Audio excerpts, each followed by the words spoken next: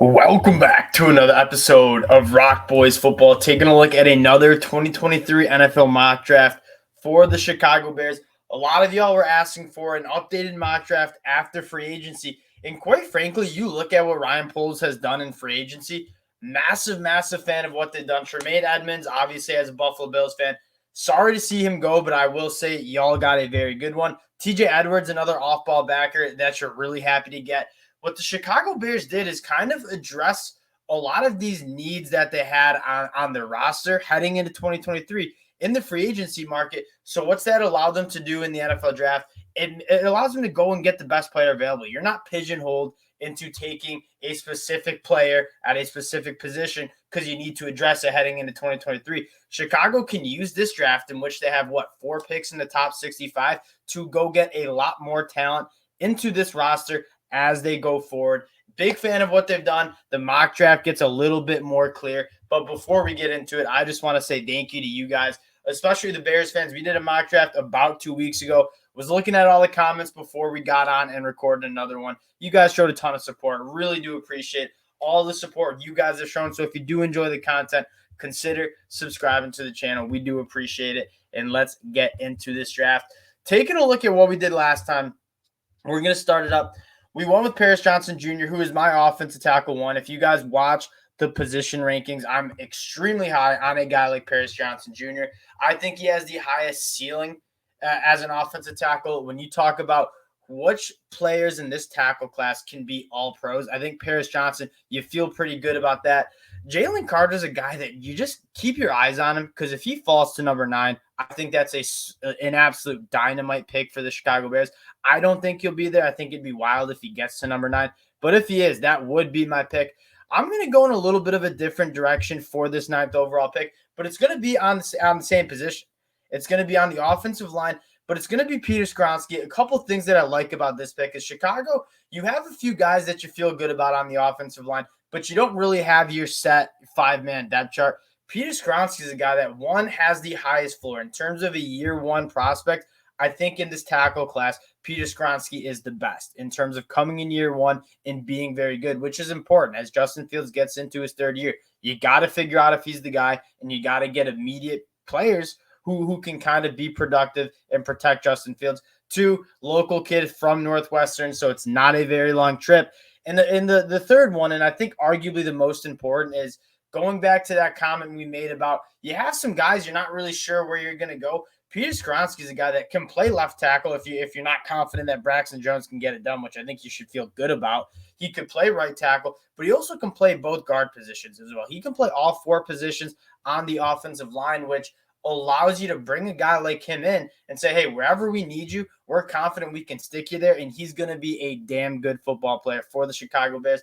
I think Peter Skoronski's a really interesting – I mean, Quentin Johnson there at 9 is also interesting, but that wide receiver room looks a lot better as you add DJ Moore, Chase Claypool. I think Peter Skoronski would make a lot of sense for the Chicago Bears in terms of a very good player that's going to give Justin Fields protection early, but he also can play all over that offensive line. That allows you a little bit of versatility in terms of where that offensive line and that depth chart shakes out. You feel pretty confident that Peter Skoronski, whether he's playing inside or on the tackle spot, is going to be there and playing very, very high-level football for the Chicago Bears.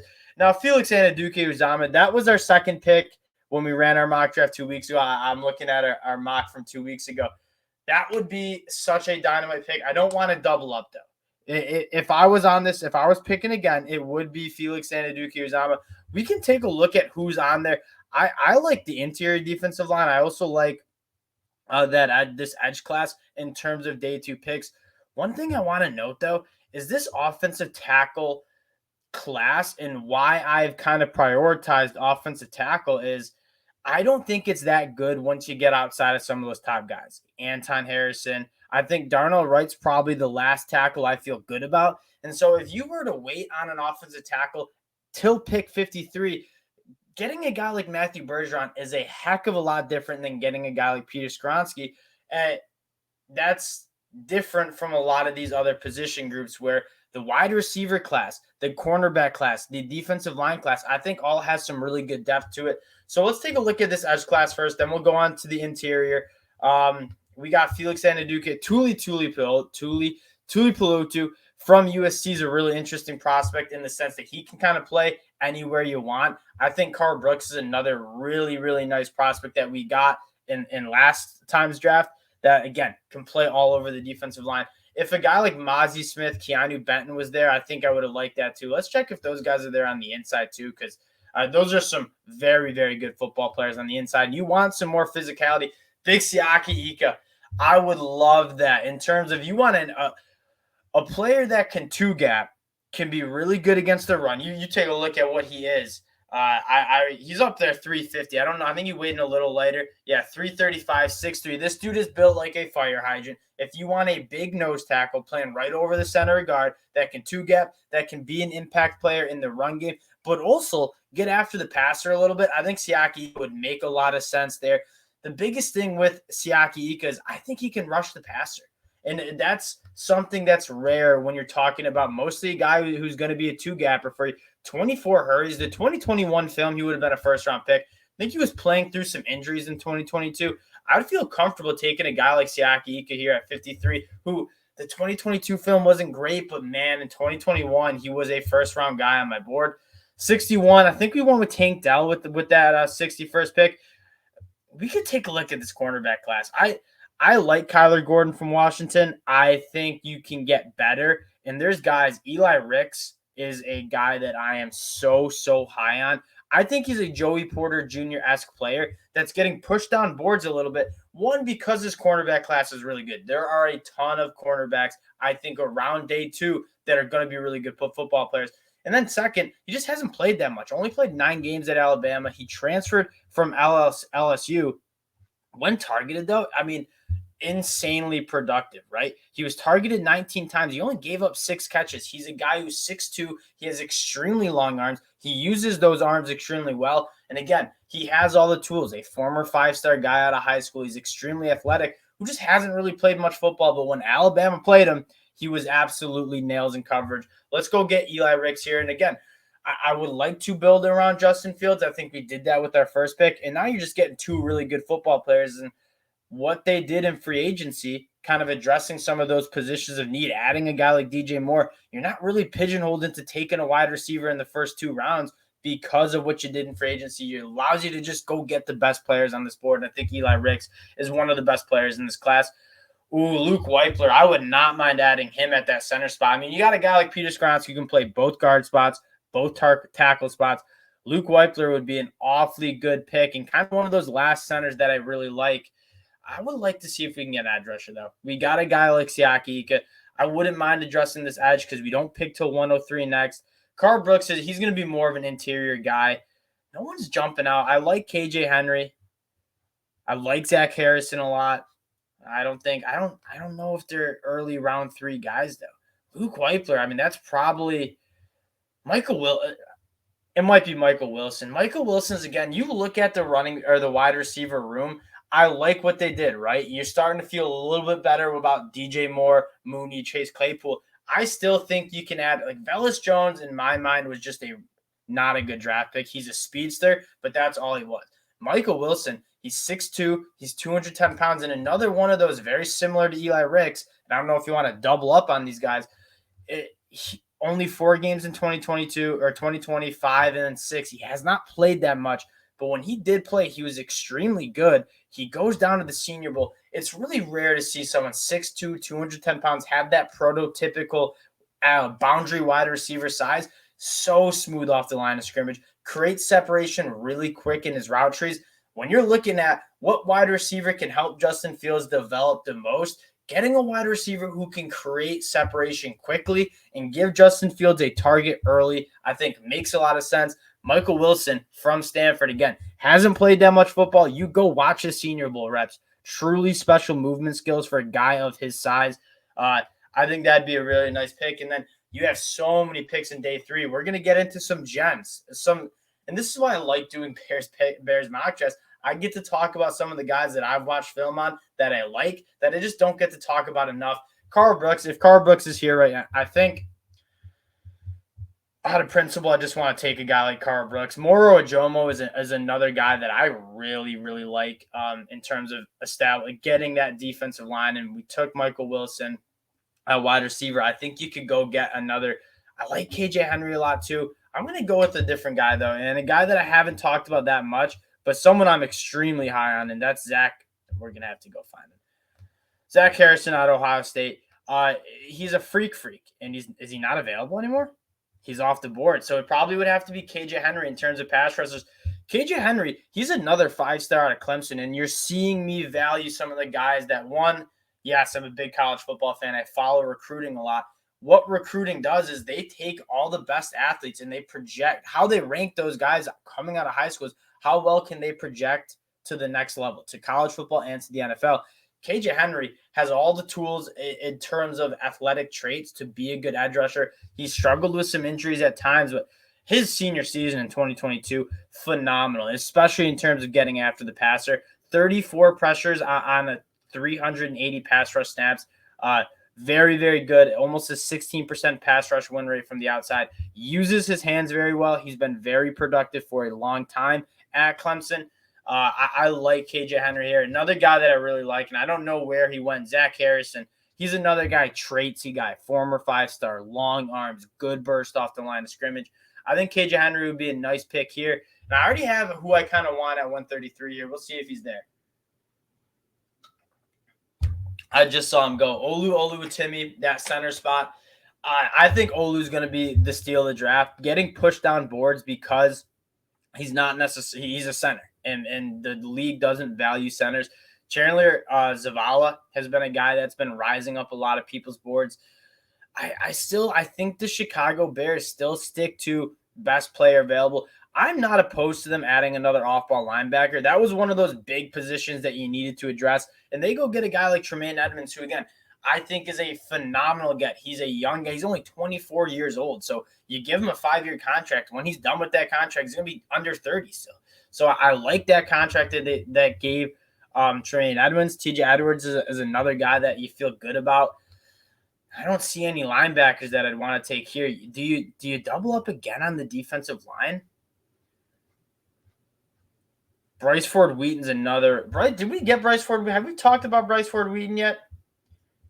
Did we get him last in the last draft? Let me look. I don't think we did. We're going to get Bryce Ford Wheaton then. Bryce Ford Wheaton is, I know we're getting 2 wide receivers here, but I think that wide receiver room could use a lot of help. Bryce Ford Wheaton, he's 6'2", 6'3", 220 pounds, 6'4", check that, 4'3", 840, a 40-inch vertical. You talk about traits. You talk about you're getting into day 3. A lot of these players, where are they going to play? How are they going to fit into the NFL? Bryce Ford Wheaton, size, speed, explosiveness is off the charts. I think Bryce Ford Wheaton would be a phenomenal pick here at 133. Keontae Coburn's a nice guy. Is he still on the board? Big interior lineman from Texas. I like his game a lot. He is. If you don't get Siaki Ika, I think Keontae Coburn would be one of those steals of the draft there. Again, I think you're sticking to best player available. I don't hate going in and addressing a running back here. This is probably the time to do it. Obviously, David Montgomery, moving on. I wasn't – one of the things I was not a huge fan of is I think this running back class is so deep. And you go get Deontay Foreman, Travis Homer, 2 guys who are just, I mean, quite frankly, average running backs. I think Khalil Herbert's probably your starter. I think a lot of these guys you see around here are immediate starters for the Chicago Bears, or at least a big-time producers. Eric Gray's the one that we got last time. Deuce Vaughn's are really in. Deuce Vaughn, we haven't talked about Deuce Vaughn yet. He's really fun. He's really short. Roshan Johnson's probably I don't know. The running back room, like, I just feel like you might just let Khalil Herbert have it. What are you going to have? 5 running backs? We're probably not going to go running back. That would make it a 4th running back on the depth chart. You probably don't need that. Tight end maybe. Again, I'm trying to stick to still like best player available. Raheem Jarrett's a really interesting guy. Rashad Torrance, Trey Dean. I would go get Antonio Mafi. Antonio Mafi is a very interesting prospect. And again, we wanted to address. Let's check. Yeah, we'll get Antonio Mafi here. Actually, no, what we're gonna do. Sorry, we're a little delayed here, but going to that interior offensive line, and we're gonna go down the board a little bit. The center position was one of the positions that you guys called for. And I think if you miss out on a guy like Luke Whiteplayer, you miss out on a guy like Olu. Ricky Stromberg from Arkansas, he was a 3-year starter at Arkansas, extremely solid football player. I'm not really sure why people are not valuing him as more of a end of day 2, early day 3 prospect. I don't think he'll be an all-pro, and I'm not necessarily arguing he's going to be an all-pro. He's going to be a damn good player for the Chicago Bears. He's going to be a damn good NFL player in general. And so that's kind of eat your vegetables pick. Go get a guy that's probably going to start day 1 for you at that center position. If you can get a guy like that in day 3, I think that would make a lot of sense. And I'm probably going to have to get Keandre Coburn. You want as much depth as you can have on the offensive line or defensive line. You get a guy like Siaki Ika, who's 6'3", 335 pounds. Then you go get another fire hydrant in Keandre Coburn, who's 6'2", 332 pounds. And you're getting 2 really good prospects that are going to come in and provide very, very good run support. But both of these guys can get after the passer a little bit more than most of those fire hydrant, one-tech defensive tackles. Doubling up in here, I think it's a weak position for the Chicago Bears in terms of that defensive line depth. Keandre Coburn would be a very, very nice get for the Chicago Bears. Again, Moro Jomo is another guy that I like. You have a lot of day 3 picks. There's some really good players that you can go get in day 3 that can make this roster, because again, it's still a roster that's developing. You still got to get some quality players in there. I'm not really going to allow, okay, we already took Siaki Ika, we're not going to go get another good player in Keandre Coburn. Ooh, and now I think you go get Antonio Mafi. Antonio Mafi is a really interesting prospect. Started his career on the defensive line at UCLA, moves over to offensive line. Extremely powerful dude. It's almost surprising that they moved him from defensive line. This dude moves people off the line of scrimmage like it's his job. I love that aspect of his game. And so you're looking to run the ball if you're the Chicago Bears. Go get a guy in Antonio Mafi. We might not start year 1 because I still think he's a little bit raw, plays a little unbalanced. But he's a guy that is a physical, violent dude up front that if you want to run the football as long as Justin Fields is there, I think you draft a guy like Keandre Coburn. 258 on the board. It's our last pick. Again, this is a little less. Alex Forsythe's another center that's worth taking a look at. You're probably not drafting a starter. You're more drafting like who's going to provide a little juice for us at a certain position. Iko Leota is a guy from Auburn who can rush the passer better than anybody in this class. Not better. That's wrong. Not better than anybody in this class. But in terms of a late round guy, I really like Braden Willis. The Chicago Bears are going to want to use a lot of tight end sets. Braden Willis is a phenomenal pass catcher. In terms of inline blocking, it might not be his jam. I think Braden Willis could be a difference maker catching the football as a tight end. That would be an interesting day 3, late 7th round pick. Checking out how we get graded out. Peter Skronsky's an A pick. That's an eat your vegetables and go get a very, very good offensive lineman who played 3 straight years of college football, barely gave up any pressures. And then you go get a guy in Siaki Ika who I'm not the highest on, but at 53 overall, I feel a little bit better about, especially at a position of need. He's a guy that's going to be a plug-and-play dude that you feel good about. Eli Ricks, one of my favorite players in this draft.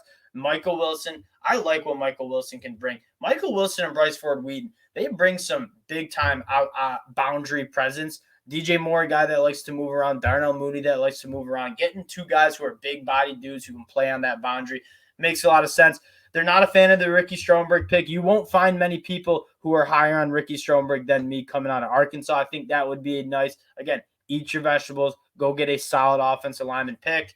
It's not flashy. It's a damn good pick. I really like how the Chicago Bears draft worked out here again. Appreciate all the support you guys are showing. And then let me know in the comments section players that I missed out on, positions you'd like to see addressed. I love reading the comments. Love chopping it up about ball with you guys. Appreciate the support you guys have shown. And again, if you do enjoy the content, consider subscribing to the channel. We appreciate you guys, and we'll talk to y'all later. Peace.